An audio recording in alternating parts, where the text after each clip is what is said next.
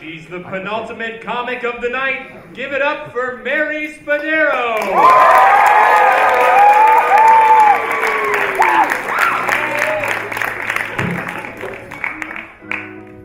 How are y'all doing? Fucking good.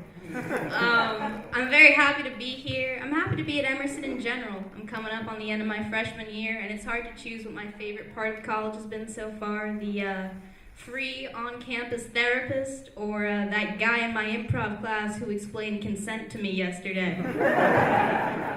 He was like, it profits businesses. And I was like, I think it profits people, my guy. It's a weird stance to take. I like the therapy here, though. I went to the Emerson therapist for the first time a couple weeks ago, and it was a lot of fun. The most fun I've had in a long time, actually, because I don't know if y'all have ever been to the therapist before, but the first time you go is the time that you tell them everything that is wrong with you. And I have an impressive number of things wrong with me. So showing up is, in and of itself, showing off. So I got to the therapist and I sat down, and she was like, all right, why don't you tell me about yourself? Like, what are your mental health struggles like? And I was like, I have ADD, OCD, Tourette's, generalized anxiety disorder, social anxiety disorder. I'm clinically depressed. I have bulimia, body dysmorphia, eating disorder not otherwise specified. Oh, and so much character. And I'm telling her all my shit, and halfway through my little list there, her mouth fell open and stayed that way for several seconds after I'd stopped talking. So we're sitting in dead silence until she gathers herself and her thoughts, clears her throats, and says, well, are you doing anything fun for the weekend? Like, yeah, I'll be Tourette'sing all weekend, thank you for asking. I've always been a very anxious person. Even when I was younger, I remember once in kindergarten, I got a pencil stuck in my hand like halfway through the day, and I didn't want to bother anyone about it, so I just walked around with a pencil in my hand for the rest of the day. And then my mom picked me up in carpool, and I got in the back of the car, and I was like, she doesn't want to hear about this.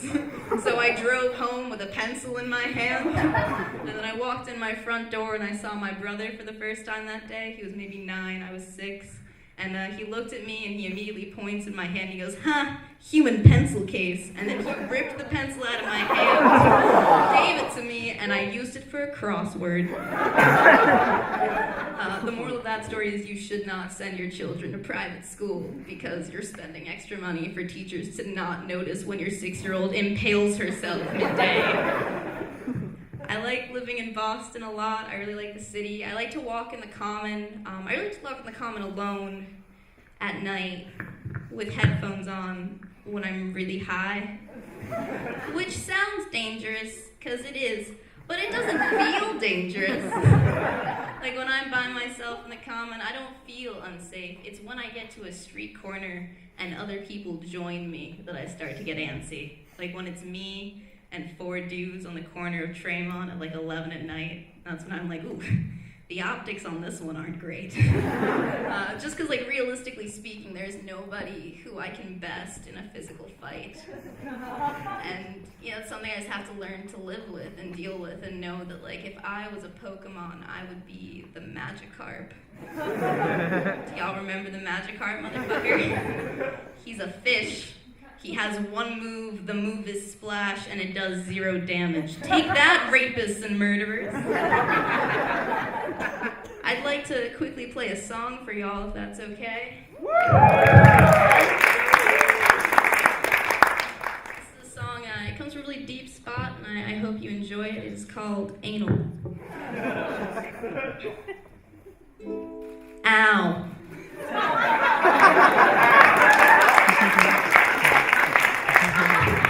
Thank you. More seriously, I don't think anybody is more hypocritical about anything than straight dudes are about butt stuff. Because, like, they'll just, like, poke around up there. Their hands are meandering, like, until you, like, bat them away. Like, you scamp. Meanwhile, if I tried to just stick my finger up some dude's asshole without asking first, I would have a lawsuit on my hands, as well as feces.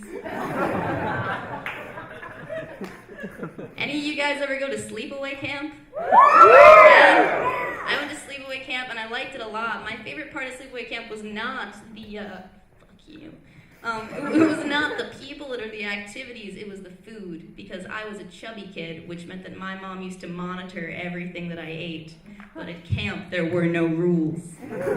So I loved dinner time. I also loved the counselors would come in with all this energy and they'd tell us what was for dinner every night. They'd come and be like, "Hey campers, today we are feasting on chicken fingers, french fries, and ice cream." And then we go like absolutely apeshit for ice cream. I remember one day, it was the day after an ice cream day, that same guy came in with that same energy and he told us, "Hey campers, today we are having hamburgers, hot dogs, and pudding cups." And I'm sitting there thinking to myself, did he really just try and pitch pudding cups like they're the same as ice cream? Ice cream is a full-fledged dessert. A pudding cup is a half-hearted after-school snack. This was sleepaway camp. If someone did not get me an ice cream, or at the very least a Mrs. Fields chocolate chip cookie in the next 5 minutes, I swear to God, I was going to call my dad and tell him that the water skiing instructor had molested me. And that's just, they had forced my tiny camper hands. I went to Catholic school for most of my life, and I'm beginning to don't woo for that. I'm beginning to realize that Catholic school may have done me a bit of a disservice, because I know so much God stuff.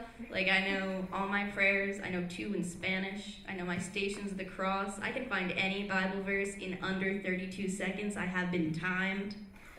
I cannot, however, find Rhode Island on a map of America. I can't do it. And at this point, I am too old to ask anyone, so I need to either happen upon it, or I can look it up in the same way I look up shit about drugs. I throw a hypothetically at the end of my sentence for plausible deniability.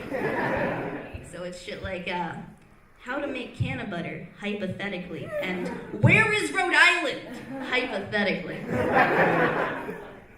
I was a horse girl for a very long time, 7 years. Any horse girls in the house? Yeah? I was so into horses that I rode them and showed them competitively, like at horse shows. And my last horse show, and the biggest one I'd ever done, was junior year of high school. And I remember it very well because I was so nervous the morning of that I got up 2 hours early to get as high as possible. And then I took an edible on the way to the horse show.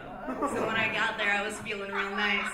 I went in, I did my round. It was the best we had ever done before. I came out and I was watching everybody else, and it became very clear very quickly that I was going to win the entire class. That's when the ring stewardess came over to me. And she informed me that because my horse and I had performed so well, we had been selected to be drug tested. Oh. And so she was like, "Why don't you hop on off here and we'll do a urine sample." So I jump off my horse feeling kind of nervous, and this lady hands me a cup and looks at me expectantly. And I look at her, and I looked at the cup, and then I looked back at her, and I was like, "Do you want me to do this in front of you?" Expecting a no. And she was like, "Yeah, of course. It's the only way we're gonna know the results are accurate." And I was kind of just too stoned to argue with her, so I shrugged and started to undo my pants.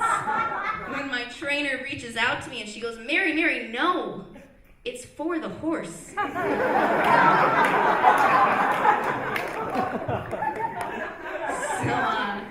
the next 10 minutes are spent crouched next to my horse's flaccid penis, holding a cup and waiting for him to give me a little juice. And then when he did, we were disqualified because that horse was coked out of his fucking mind. Thank you guys very much.